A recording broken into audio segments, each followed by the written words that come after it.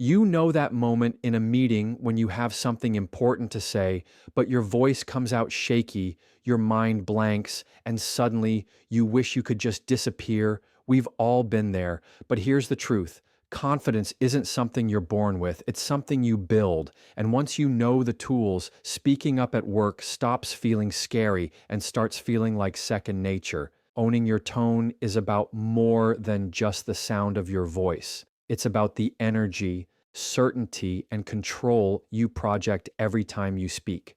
At work, the way you say something often carries more weight than the exact words you choose. People read your tone as a reflection of how confident you are in what you're saying, and if your tone is hesitant or unsure, even the smartest point can land flat. When you speak with a steady, grounded voice, you signal to others that you believe in your own message, and when you believe it, they're far more likely to believe it too.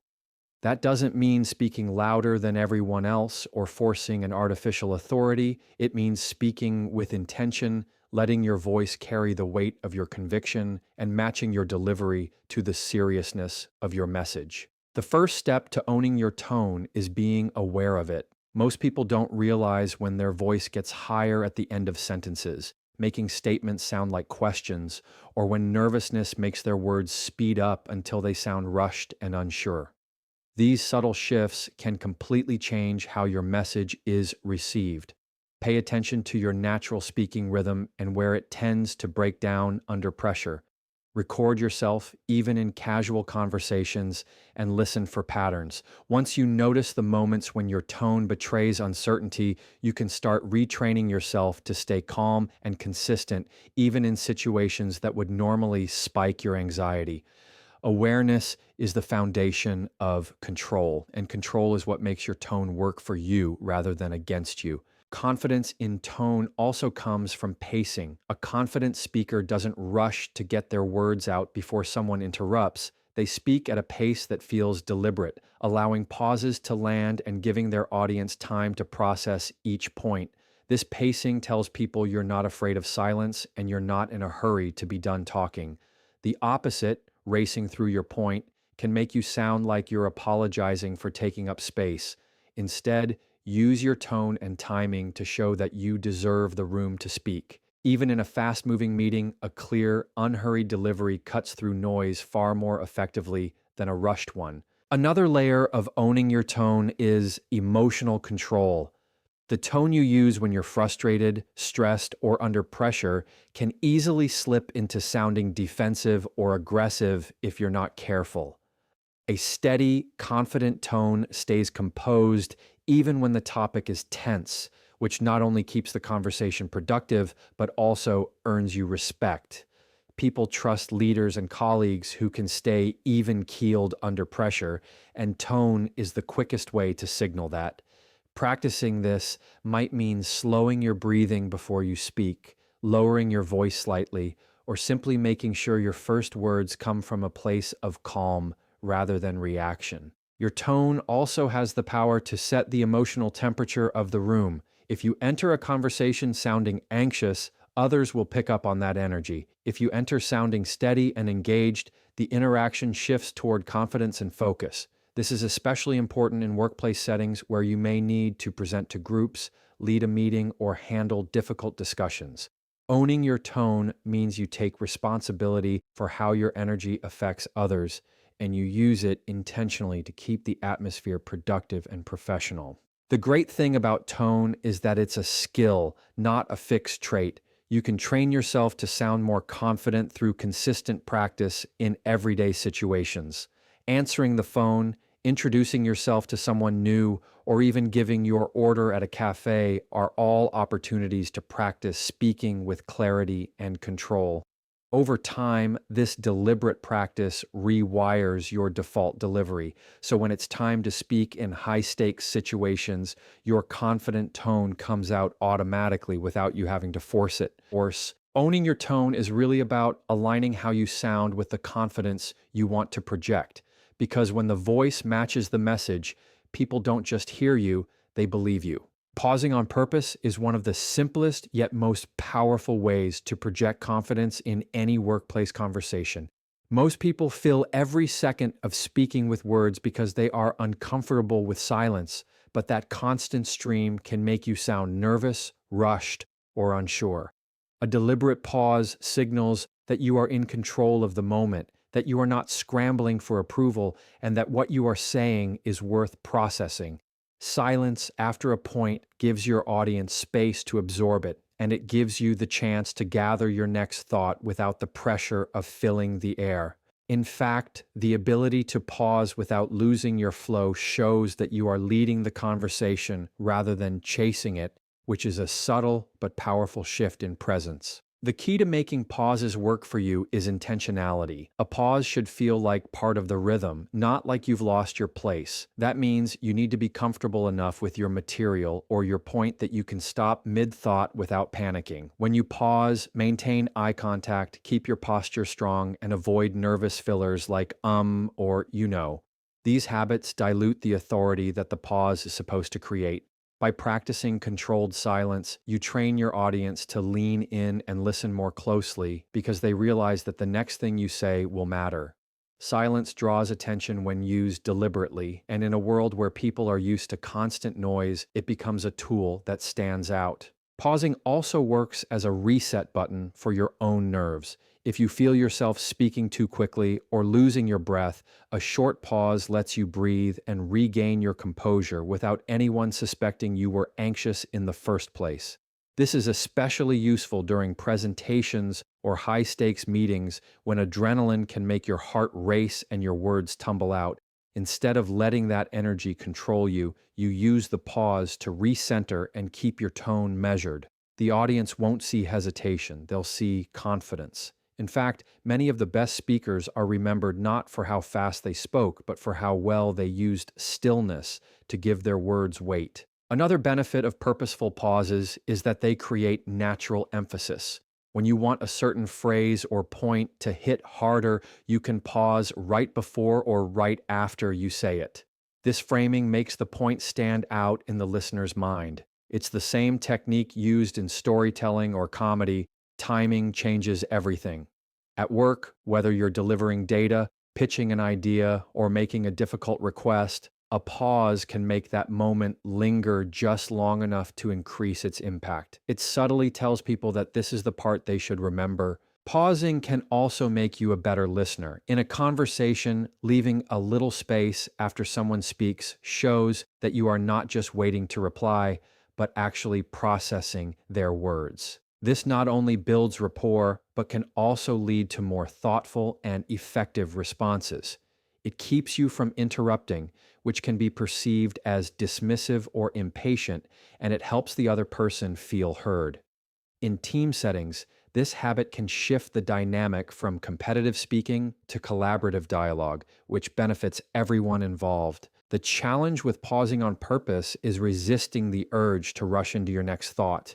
It takes discipline to be comfortable with a few seconds of silence, especially if you're used to fast-paced conversations where others might jump in. But the truth is, if you carry yourself with confidence during the pause, people are more likely to wait for you to continue. This is why body language matters. Keep your posture open, your facial expression steady, and your focus on the room or the person you're speaking to. This nonverbal assurance reinforces that the silence belongs to you and that you're not finished until you choose to be. When used effectively, pauses become a signature part of your communication style. They separate you from the noise of constant chatter and show that you value clarity over speed. They allow your words to breathe, your audience to engage, and your presence to grow. In the workplace, where conversations can be crowded and rushed, the person who speaks with deliberate pauses often becomes the one people listen to most closely. Speaking in headlines is about stripping away the clutter from your message so it lands clearly, directly, and with authority. At work, it's easy to fall into the trap of over-explaining or circling around a point, especially when you feel the need to justify your ideas or prove your expertise. But the more words you pile on, the more you risk losing your audience's attention or diluting your main idea. A headline approach means leading with your key point first, the way a news headline does, and then following up with the necessary details. This way, even if someone tunes out halfway through, they've already heard the most important part of what you had to say. It's not about being abrupt or cutting people off. It's about making sure your message is clear and prioritized from the start. When you speak in headlines, you make it easier for people to remember your points. Long-winded explanations often get lost in the noise of meetings and conversations, but a short, sharp statement sticks. For example, instead of beginning with a full background story, you start with your conclusion or your proposal and then provide the reasoning if needed. This works especially well in fast-paced workplace environments where decisions need to be made quickly and attention spans are limited. By being concise up front, you show respect for other people's time and demonstrate that you know exactly what you're talking about. It sends a signal that you've thought through your message and can communicate it efficiently. Another reason headline speaking works is that it positions you as confident and decisive. People who lead with their main point show that they are not afraid to put their ideas out there without hiding behind layers of explanation. It also removes the guesswork for your audience. They don't have to sit there wondering where you're going with your story because you've already told them the destination.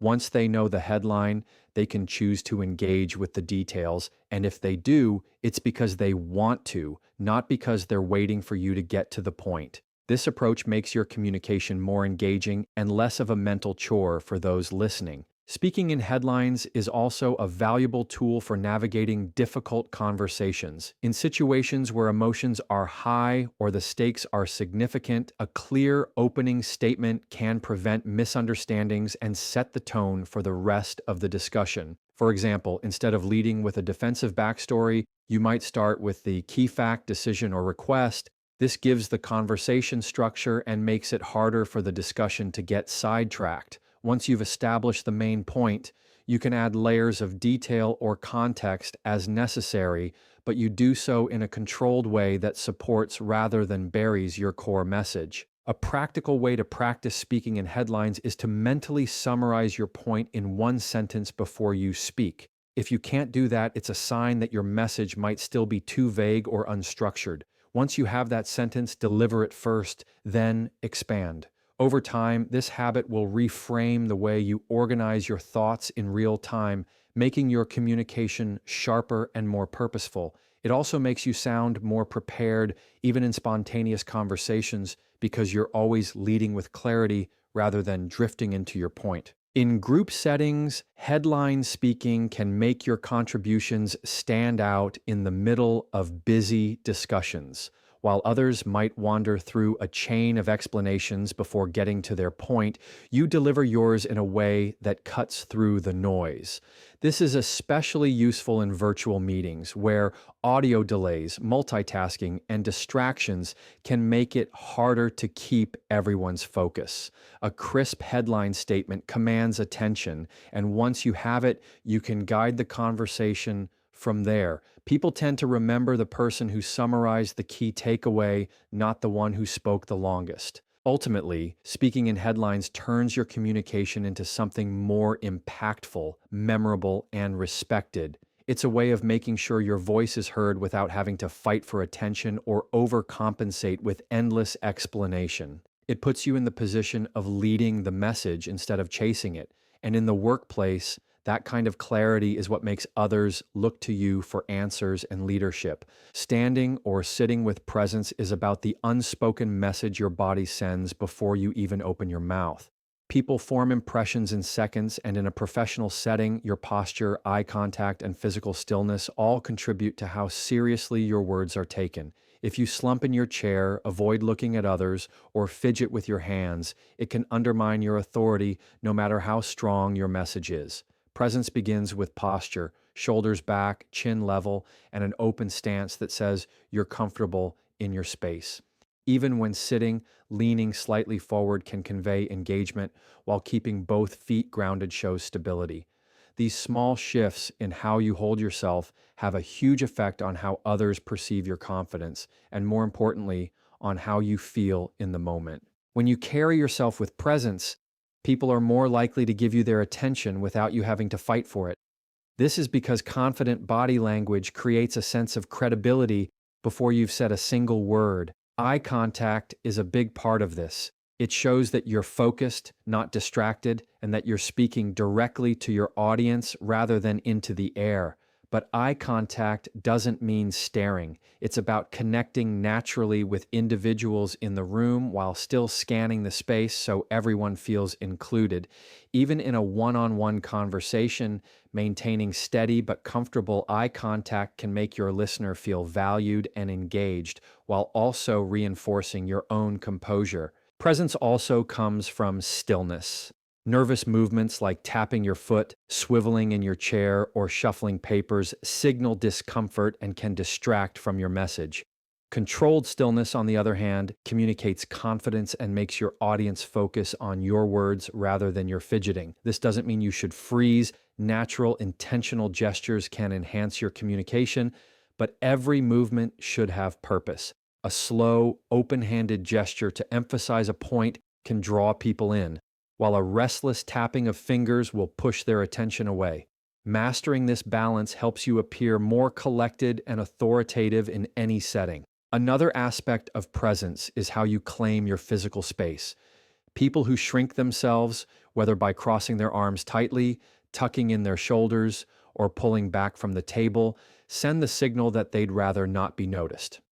People who sit or stand in a way that fills their space without crowding others convey assurance and openness.